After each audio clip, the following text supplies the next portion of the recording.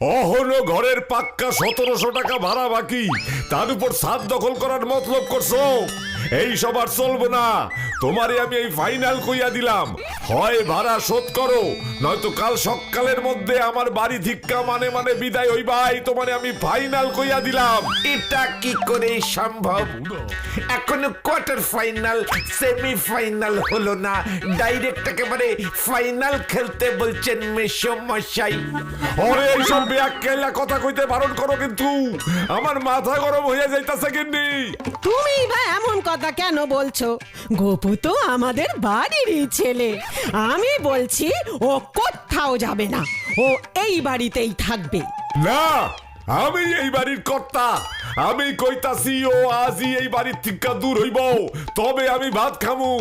তুমি ভাত না খেলে রুটি খাবে, চিড়ে মুড়ি খাবে, তবু গোপু এই বাড়ি ছেড়ে কোথাও যাবে না।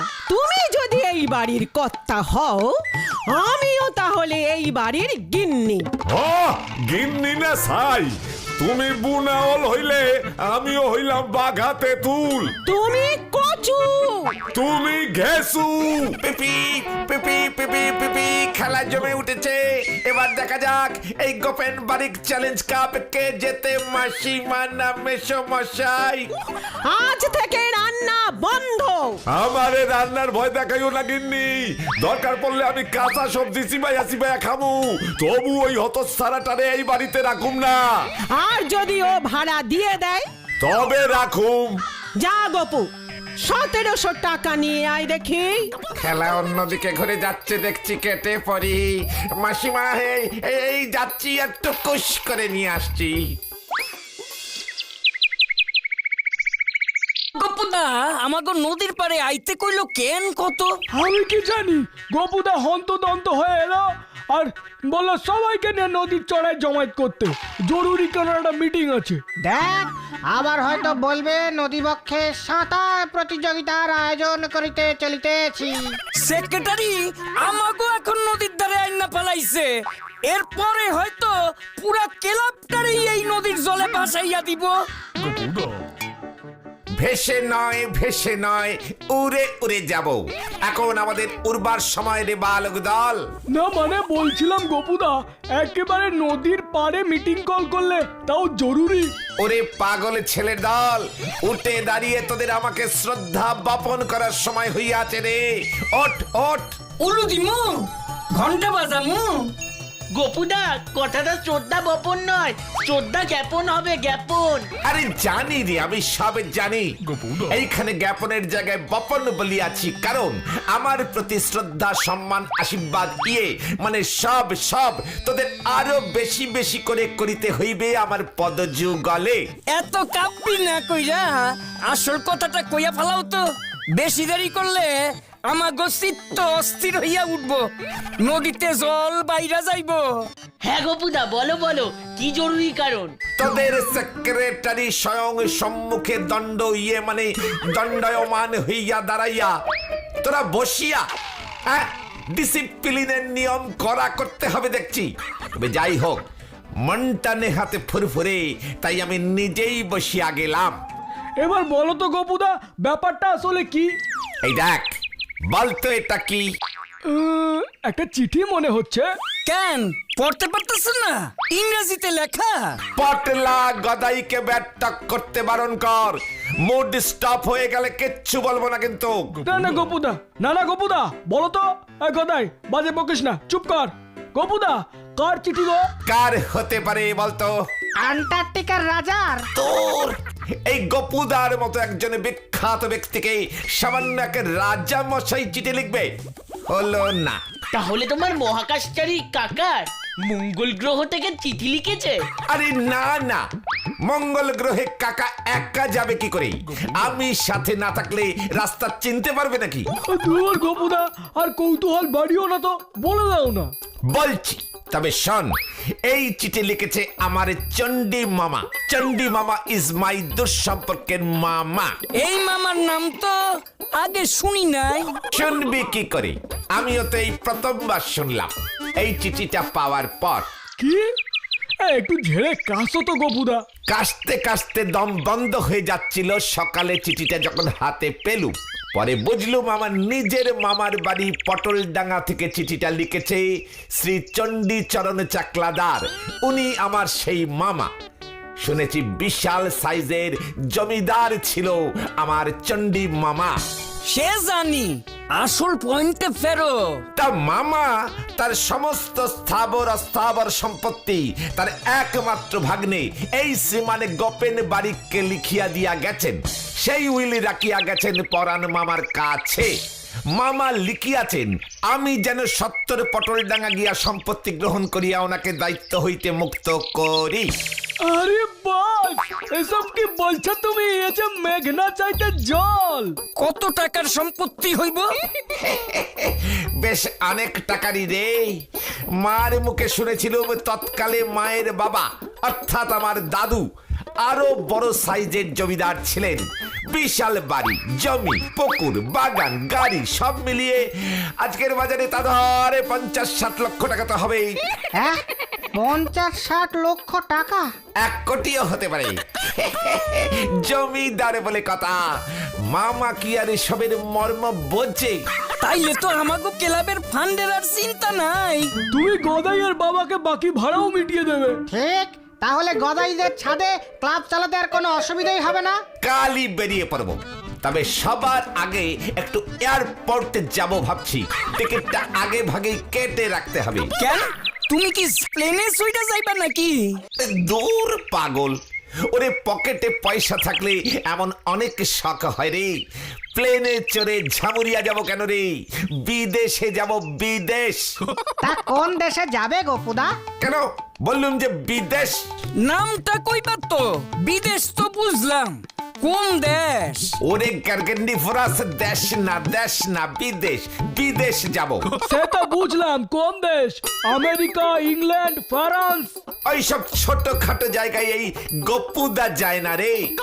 ডাইরেক্ট বিদেশ, ফরেন। ফরেন যাব।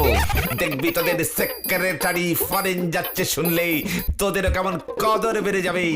বিদেশি সেক্রেটারির আন্ডারে তোরা থাকবি তখন। মিটিং শেষ কর, সামনে বড় বিপদ আইতাছে। এখন বাড়ি চল। গপুদা, তুমি তাহলে প্লেনের টিকিট কাটতে যাও, আমরা বাড়ি যাই এখন। হ্যাঁ, সেই ভালো। ভালো কাজে দেরি করতে নেই। এখনো সম্পত্তি পাও নাই, টিকিট কাটনের টাকা পাইবা কই থেকে?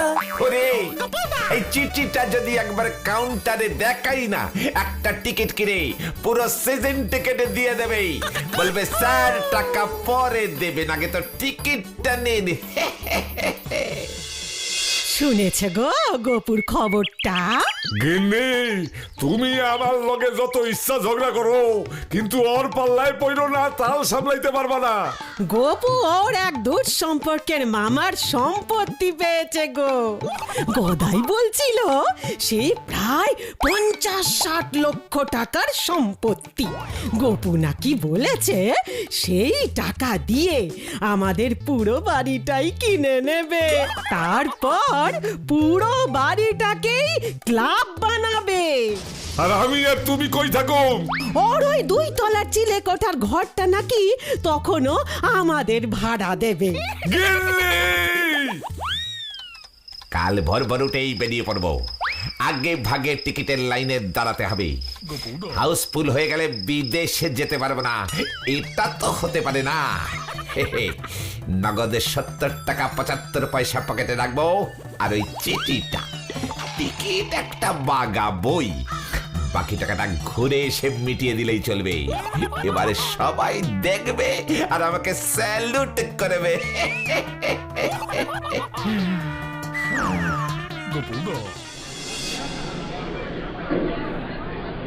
দাদা, আমাকে একটা বিদেশে যাওয়ার টিকিট দিন তো। পেছনের দিকে সিট দেবেন, ব্যালকনি হলে ভালো। এক্সকিউজ মি, কোথাকার টিকিট হবে? আই মিন, কোথায় যাবেন আপনি? কোন এয়ারওয়েজ? এ কে রে, কানে কালা নাকি? বললাম যে বিদেশের টিকিট। আচ্ছা, পাগলের পাল্লায় পড়া গেল তো। তা দেশের নামটা বলবেন তো? আমাদের ফ্লাইট শুধু লন্ডন আর প্যারিস যায়। এই দেখো, লন্ডন, প্যারিস, এ যে আবার ইংরেজি বলে। ইয়েস ইয়েস, লন্ডনের একটা টিকিট। ওকে ওকে, ভায়া মুম্বাই 56,000 ক্যাশর কার্ড। কি কত দাম? 56,000, 56,000। আপনাকে তো একটা টিকিট দিতে বলেছি, সবগুলো কে কে চেয়েছে যত সব। আমি একটারই দাম বলছি দাদা। মানে বলছি যে 56,000। না না না, মোটেই ভালো হবে না, একদম কম দাম। মানে এসি কোচের টিকিট তো, উপরে সিট হলে নেব না কিন্তু। এই জানতো মশাই আপনি, নয়তো পুলিশ ডাকবো। ইয়ার কি করার আর জায়গা পাননি? হ্যাঁ, বড্ড পাগল। যাবেন না, আমি পুলিশ ডাকবো, জানতো। এই না না না, এই তো যাচ্ছি। এই কুলি, এই কুলি, একটা কুলিকেও তো দেখতে পাচ্ছি না। কি বাজে এয়ারপোর্ট, দূর অন্য এয়ারপোর্ট থেকে প্লেনে উঠবো আমি। খুব বাজে, খুব বাজে। দাঁড়াও দাঁড়াও না, ওই ছোড়ার চাকরি খাবো আমি। একটা ব্যালকনির টিকিট চাইলাম, বলে কিনা নেই, ফুরিয়ে গেছে। এত কম দামি টিকিটে আমি যাব? ছোড়া চেনে না আমাকে। অখন সিংনা ফলাইছে, এরোপ্লেনে ব্যালকনির টিকিট চাইছো? ও তোমার জীবনে ভুলবো না। এবার কি হবে? আমরা যে সবাইকে বলে বেড়ালাম আমাদের গোপুদা বিদেশে বেড়াতে যাচ্ছে। আমাদের মুখে যে চুন কালি পড়ে গেল। চিংড়ি, ভুলে যাস না, আমি এখন কোটি টাকার মালিক। এখনো হও নাই, হইবা, তাও চিঠিতে। গোপুদা, তুমি পটল না কবে যাচ্ছ তাহলে? আরে যাও তাড়াতাড়ি, গিয়ে সম্পত্তিটা দখল নাও, দেরি করছো কেন? ওরে চণ্ডী মামা সামনের রবিবার যেতে বলেছে। মাঝের এই 5-6টা দিন একটু সাবধানে থাক কোন বুদা। কন যায় না, তোমার কপালে যদি কোটিপতি হন না লেখা থাকে, তবে খারাপ কিছুও তো হইতে পারে। গদাই, জল না চাইতেই মেঘ, অর্থাৎ ওই চিঠি যখন পেয়েছি, সম্পত্তিও আমি পাবই। ইয়ে গোপুদা, ওইটা মেঘ না চাইতেই জল হবে। ওই একই হলো। শোন, আমি একটু বের হচ্ছি, একটা গাড়ি কিনতে হবে, দেখি গিয়ে কি পাই।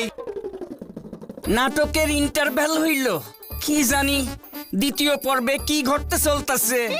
যাই ঘটুক, এই সপ্তাহ একটু শান্তি মতো ক্লাবে ক্যারাম খেলতে পারবো। যা বলেছিস তুই চিংড়ি, ঈশ্বর গোপুদার মঙ্গল করুক। সম্পত্তিটা একবারে পেয়ে নি, তারপর হতচ্ছাড়াগুলোর মজা দেখাচ্ছি। আরে গপ, এমন হন্তদন্ত হয়ে চললে কোথায়? তোমার কাছেই তো যাচ্ছিলাম। মানে ঢলগোবিন্দ বাবু, আপনি আমার কাছে কেন? এই শুনলাম কোটি টাকার সম্পত্তি পেয়েছো, খবরটা শুনেই আগে ভাগে তোমার সঙ্গে দেখা করতে যাচ্ছিলাম। জানো তো, আমি সারা বাংলা খিচুড়ি সেবা কমিটির সম্পাদক। আমাদের কমিটিকে 1010 টাকা চাঁদা দিও কিন্তু ভাই, তাহলে এবছর আরো 10টা বেশি গ্রামকে বিনামূল্যে খিচুড়ি খাওয়াতে পারবো। এত বেশ ভালো কথা। 10,000 কেন, আমি 20,000 দেব। অতি উত্তম, মহৎ উদার, বাবা বাবা বাবা বাবা, তোমাকে আমরা প্রেসিডেন্ট করব। আজই কমিটিতে আমি প্রস্তাব পেশ করছি, এক্ষুনি গিয়ে বলছি আমি। হ্যাঁ, মনে থাকে যেন। হ্যাঁ, 20,000 টাকা দেবে বলেছো, শেষ বেশ আবার ঝুলিও না। আরে না না, নিশ্চিন্ত থাকুন, ওই প্রেসিডেন্টের ব্যাপারটা দেখবেন কিন্তু। হ্যাঁ হ্যাঁ, একদম হয়ে গেছো, ধরেই নাও। হ্যাঁ, চললাম আমি, ওই কথাই রইলো তাহলে। সারা বাংলা খিচুড়ি সেবা কমিটির একেবারে প্রেসিডেন্ট, এই গোপেন বারিকের মুকুটে আরো একটি পালক। উফ, কি যে আনন্দ হচ্ছে। গোপুদা, ও গোপুদা, গোপুদা, ও গোপুদা। এই সেক্রেটারি কাম প্রেসিডেন্ট গোপুদাকে কে ডাকে রে পেছন থেকে? ও গুরু, তোমায় পুরো গরু খোঁজার মতো খুঁজছি সেই কখন থেকে। শেষে ভাগ্যিস ঢোল গোবিন্দ বাবু বললো। মানে এই তোমাদেরকে তো চিনতে পারলুম না। আমাদের চিনে কাজ নেই, তবে আজ থেকে তুমি আমাদের গুরু। গুরু? এই কেন এসব গুরু টুরু কেন ভাই? গুরু, আমাদেরও 20,000 চাই, নয়তো প্রেস্টিজ পাংচার হয়ে যাবে আমাদের। সামনে সোমবার শিব পুজো করব, ফাটিয়ে লাইটিং 101টা ঢাক আনবো। শিবের পুজো? হ্যাঁ, সামনে আর কোনো পুজো নেই, তাই ভাবলাম শিব ঠাকুরের পুজোটাই করে ফেলি। আমাদের গুরু যখন কর্তিপতি, তখন শিষ্যদের আর চিন্তা কি বলো? সবাই দেখবে আর জ্বলবে।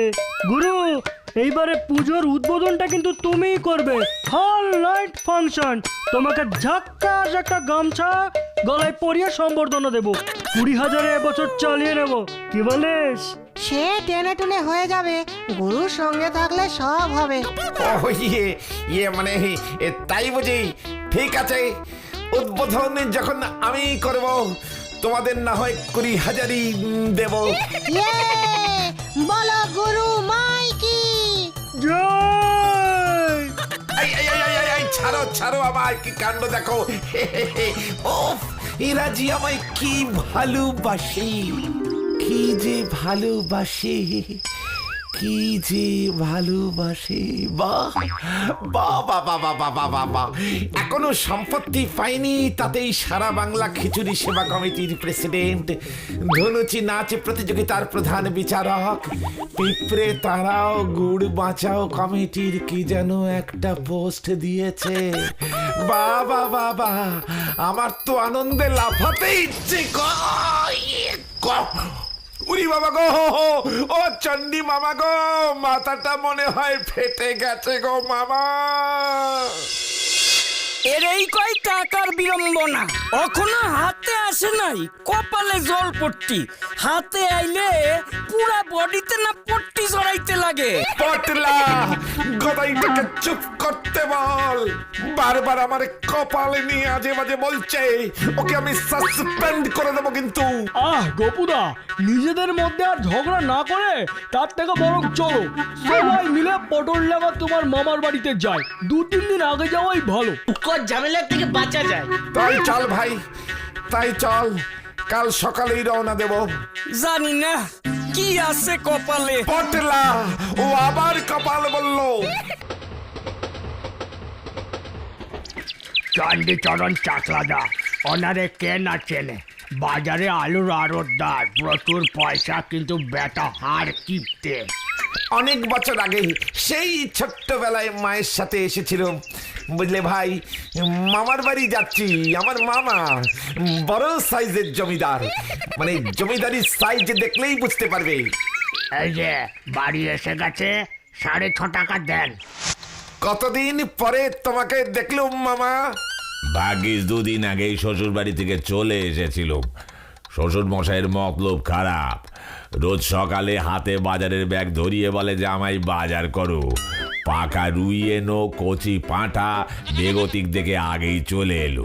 আমার ওদিকেও বেগতিক দেখে আমরাও আগেই চলে এলাম চন্ডী মামা। তা বেশ করেছ, তোমার ওই মাকে নেহাত কথা দিয়ে ফেলেছিলুম, নয়তো এই চড়া বাজারে এসব ঝক্কি ঝামেলা কেউ নেয়। তোমাকে চিঠি পাঠাতে 2 টাকা স্ট্যাম্প কিনতে হয়েছে, টাকাটা দিয়ে যেও বাবু। মাত্র 2 টাকার তো ব্যাপার, সম্পত্তি পেয়ে গেলে এটার কি এমন। হ্যাঁ হ্যাঁ, এবেলা চলো, তোমার মার যখের সম্পত্তি রক্ষা করতে আমার আরো কিছু খরচাপাতি হয়েছে, সেগুলিও চুকিয়ে বুকিয়ে দুপুরের ট্রেনে ফিরে যেও বাবু। দলবল নিয়ে একেবারে চলে এসেছো যত সব। চলো।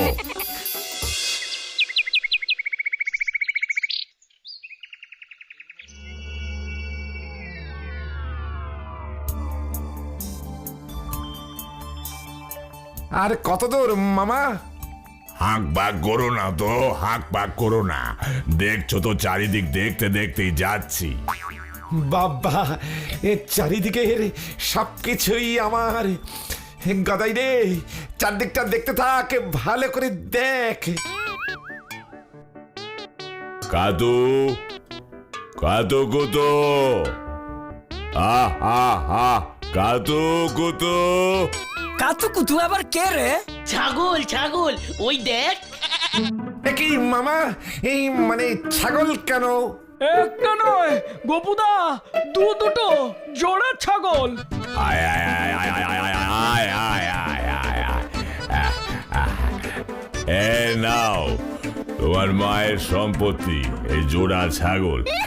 তোমার মা মরবার আগে বলে গিয়েছিল ওর এই আদরের ছাগল দুটো যেন ওর ছেলেকে দিয়ে দিই। ইয়ে মানে ইহাই হইল আমার প্রাপ্য স্থাবর এবং অস্থাবর সম্পত্তি। আগে হ্যাঁ, তবে ছাগল দুটোকে দেখভাল করতে আমার এখনো পর্যন্ত পাক্কা 1,500 টাকা খরচ হয়েছে। টাকাটা দিয়ে ছাগল নেবে, বুঝেছো ভাগ্নে? চিঠিটা মনে হয় ভুল ঠিকানায় গেছে মামা। কি তুই আমার ভাগ্নে ভূপেন বারিক না? না, আমি গোপেন বারিক। কি এত বড় সাহস, ফাঁক তালে ছাগল হাতাতে এসেছিস? হতচ্ছাড়া, এ যে দিনে রাতে ডাকাতি। তোদের সব কটাকে বেঁধে রাখবো, তারপর থানায় নিয়ে যাব। দেখ তবে। ওরে চাচা, আপনে প্রাণে বাঁচা রে, পালা সবাই, পালা পালা রে, বাঁচাইয়ে বাঁচাইয়ে।